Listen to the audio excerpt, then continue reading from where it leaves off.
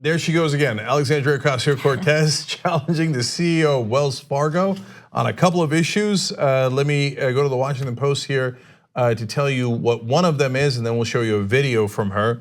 More than 2,700 children were separated from their parents last year as part of the Trump administration's zero tolerance policy to deter migrant families from crossing the border.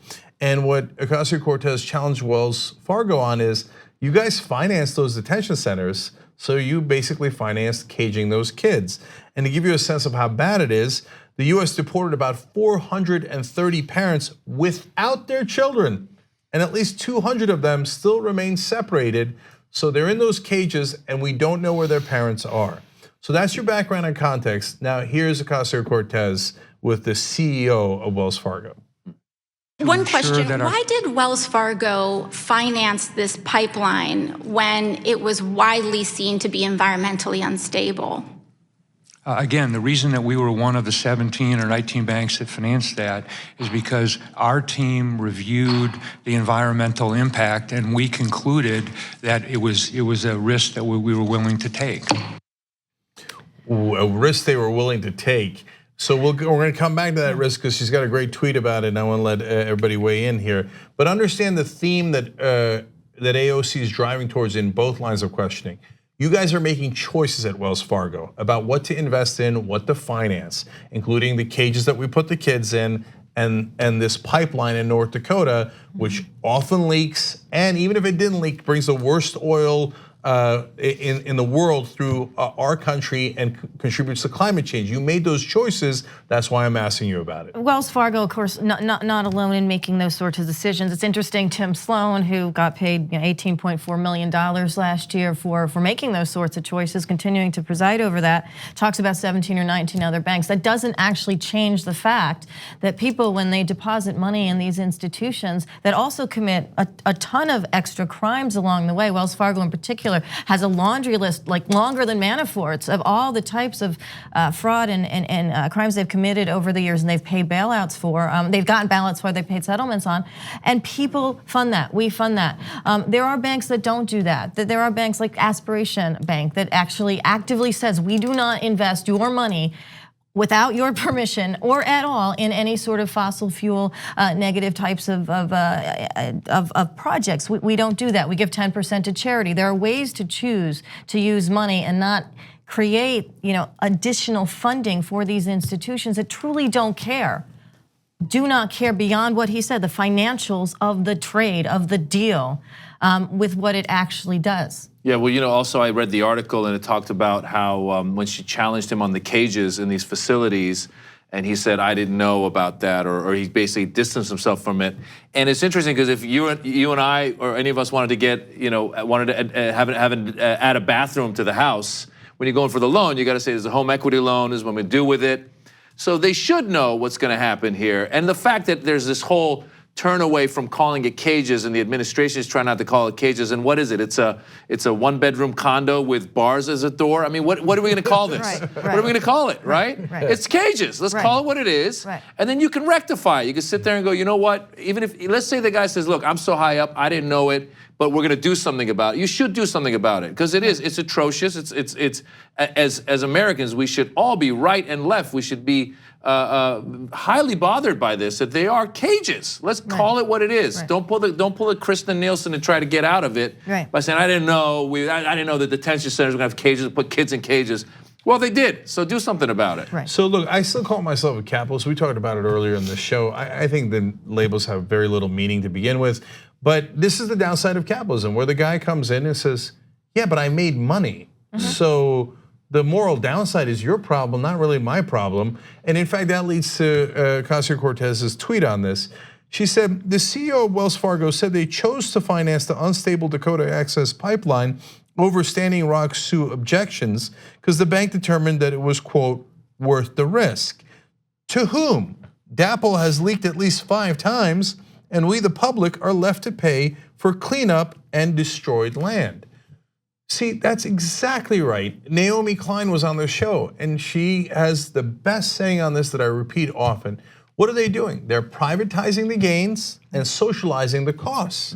So it's capitalism for the few and socialism for the rest of us. So meaning they take all the money home, and then when it comes to the costs, well, all of a sudden they love socialism and they're spreading it out. Oh, no. I'm not paying the cost. When it leaks, you clean it up.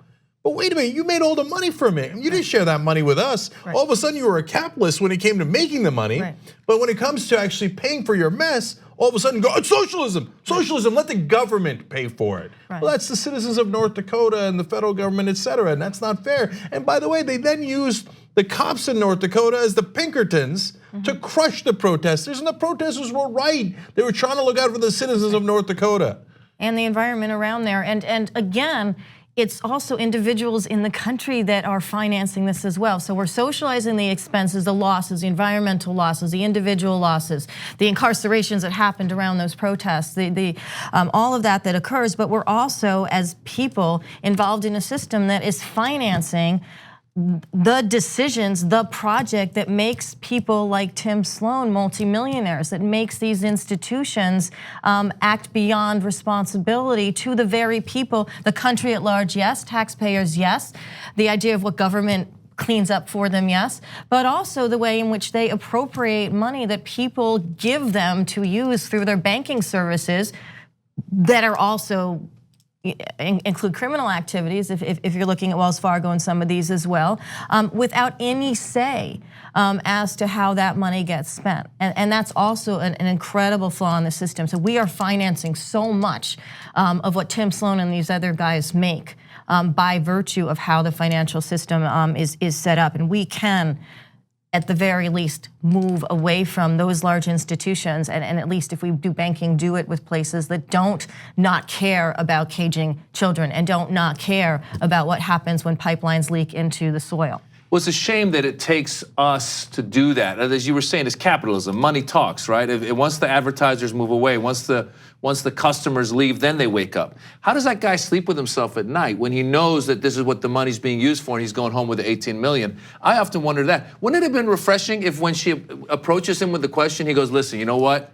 I hear you, some really bad stuff happened there, and we thought it was worth it, but then we realized it wasn't, or whatever. Where's the buck stop? It's or very be a much leader. Be a leader. It's very much this, again, I mean, I keep, I personally turn a lot to, I mean, it's very mirrors what Trump does, which is he goes, wasn't my fault, I don't know what, not my responsibility, let's pass it on. So this guy's saying, oh, with the pipeline, we thought it was worth it. With the cages, I didn't know there were cages. Cages? What cages? So what about just saying, what if he said, you know what?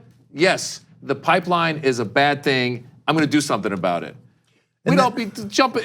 I'd be like, what just happened? Right. And you give him credit for it. Yeah. Right. Yeah, right. So last thing, guys, think about this double standard. When it comes to getting extra rights and protections and privileges, they all agree upon this absurd fiction that corporations are people. Remember Mitt Romney famously saying, corporations are people, my friend. So that gives them so-called constitutional rights, in which they say, hey, one of my rights is the freedom to speak like a person, and speech is money, so I'm going to be giving unlimited money to politicians, because I'm a person. But when it comes to taking responsibility, all of a sudden they're not people. Right? All of a sudden they're like, oh, no, I have to maximize profit. No, I can't take moral considerations into account. You want to use them for cages to keep kids locked up? Great. You want to leak all over North Dakota and destroy the planet? Great. I got to maximize profit. What do you think I am, a person? Okay, so which one is it? Are you a person or are you not? Are you going to act like a decent human being or are you not? And so the reality is, it's not that we want to get rid of corporations, it's that we can actually pass laws. It is incumbent upon us. Corporations are what is called a legal fiction. We created them through the laws, and we can change those laws to put better guidelines on them and to say, hey, you know what?